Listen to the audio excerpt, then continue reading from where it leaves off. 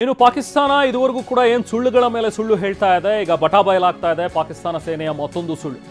ಗಾಯಗೊಂಡು ಆಸ್ಪತ್ರೆಯ ಪಾಲಾಗಿದ್ದಾರೆ ಸೈನಿಕರು. ನಮ್ಮಲ್ಲಿ ಏನು ಆಗೇ ಇಲ್ಲ, ನಮ್ಮ ಸೈನಿಕರೆಲ್ಲ ಆರಾಮಾಗಿದ್ದಾರೆ, ನಮ್ಮಲ್ಲಿ ಏನು ತೊಂದರೆ ಆಗಿಲ್ಲ ಅಂತಾನೆ ಹೇಳ್ಕೊಂಡು ಬಂದಿದ್ದಂತಹ ಪಾಕಿಸ್ತಾನ ಈಗ ಭಾರತದ ದಾಳಿಗೆ ಗಾಯಗೊಂಡಿರುವಂತಹ ಪಾಕಿಸ್ತಾನದ ಸೈನಿಕರು ಯಾವುದೇ ಹಾನಿಯಾಗಿಲ್ಲ ಅಂತ ಹೇಳಿ ಪಾಕಿಸ್ತಾನ ಸೇನೆ ಹೇಳ್ತಾ ಇತ್ತು.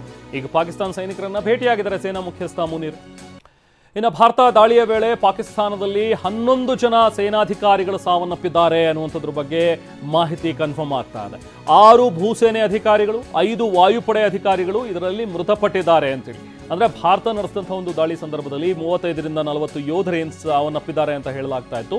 ಅದರಲ್ಲಿ ನೋಡಿ, ಭೂಸೇನೆಯ ನಾಯಕ ಅಬ್ದುಲ್ ರೆಹಮಾನ್ ಅನ್ನೋನು ಕೂಡ ಹತನಾಗಿದ್ದಾನೆ. ಸೊ ಈತನ ಬಗ್ಗೆನೂ ಕೂಡ ಒಂದಷ್ಟು ಡೀಟೇಲ್ಸ್ ಲಭ್ಯವಾಗ್ತಾ ಇದೆ. ಪಾಕಿಸ್ತಾನದ ಭೂಸೇನೆಯ ನಾಯಕನಾಗಿರುವಂತಹ ಅಬ್ದುಲ್ ರೆಹಮಾನ್ ಜೊತೆ ಲಾನ್ಸ್ ನಾಯಕ ದಿಲ್ವಾರ್ ಖಾನ್, ಲಾನ್ಸ್ ನಾಯಕ ಇಕ್ರಾಮುಲ್, ನಾಯಕ್ ವಾಕರ್ ಖಾಲಿದ್ ಹಾಗೆ ಸಿಪಾಯಿ ನಿಸಾರ್ ಇವರೆಲ್ಲರೂ ಕೂಡ ಸಾವನ್ನಪ್ಪಿದ್ದಾರೆ ಅನ್ನುವಂಥದ್ದು ಈಗ ಸಿಗ್ತಾ ಇರುವಂತಹ ಒಂದು ಮಾಹಿತಿ. ಇದ್ರ ಜೊತೆಗೆ ಪಾಕಿಸ್ತಾನದ ವಾಯುಪಡೆಯ ಯೋಧರು ಕೂಡ ಸಾವನ್ನಪ್ಪಿದ್ದಾರೆ. ಇದರಲ್ಲಿ ಪಾಕಿಸ್ತಾನ ವಾಯುಪಡೆಯ ಸ್ಕ್ವಾಡ್ರನ್ ಲೀಡರ್ ಆಗಿರುವಂತಹ ಉಸ್ಮಾನ್ ಯೂಸುಫ್ ಆತ ಕೂಡ ಇದರಲ್ಲಿ ಮೃತಪಟ್ಟಿದ್ದಾನೆ.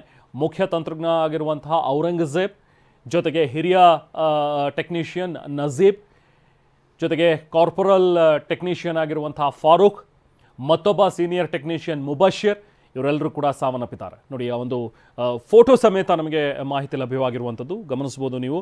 6 ಜನ, ಅಲ್ಲಿ 5 ಜನ ಇರುವಂತಹ ನೇವಿ ಏರ್ಫೋರ್ಸ್ ಆಫೀಸರ್ಗಳು, ಪಾಕಿಸ್ತಾನದ ಏರ್ಫೋರ್ಸ್ ಆಫೀಸರ್ಗಳು, ಜೊತೆಗೆ ಭೂಸೇನೆಯ ಒಂದು 5 ಜನ ಆಫೀಸರ್ಗಳು ಮೃತಪಟ್ಟಿರುವಂಥದ್ದು. ಭಾರತದ ದಾಳಿಯ ಸಂದರ್ಭದಲ್ಲಿ ಹತರಾಗಿರುವಂತಹ 11 ಸೇನಾಧಿಕಾರಿಗಳ ಒಂದು ಗುರುತು ಕೂಡ ಪತ್ತೆಯಾಗಿದೆ. ಅವ್ರ ಫೋಟೋಗಳು ಲಭ್ಯವಾಗಿದೆ. ಇದುವರೆಗೂ ಏನು ಪಾಕಿಸ್ತಾನ ಕ್ಲೇಮ್ ಮಾಡ್ತಾ ಇತ್ತು, ಇಲ್ಲ ಯಾರೂ ಕೂಡ ಸತ್ತಿಲ್ಲ ನಮ್ಮಲ್ಲಿ ಸೇನೆಯಲ್ಲಿ, ಅವರು ಕೂಡ ಭಾರತದಿಂದ ನಮ್ಮ ನಾಗರಿಕರನ್ನು ಟಾರ್ಗೆಟ್ ಮಾಡಿ ಹೊಡಿತಾ ಇದ್ದಾರೆ, ಇಲ್ಲಿರುವಂಥ ಗುರುದ್ವಾರಗಳನ್ನು ಹೊಡಿತಾ ಇದ್ದಾರೆ ಅಥವಾ ಇಲ್ಲಿರುವಂಥ ಮಸೀದಿಗಳನ್ನು ಹೊಡಿತಾ ಇದ್ದಾರೆ ಅಂತ ವಿನಾಕಾರಣ ಬರೀ ಹಸಿ ಸುಳ್ಳುಗಳನ್ನು ಏನು ಹೇಳ್ತಾ ಇತ್ತು.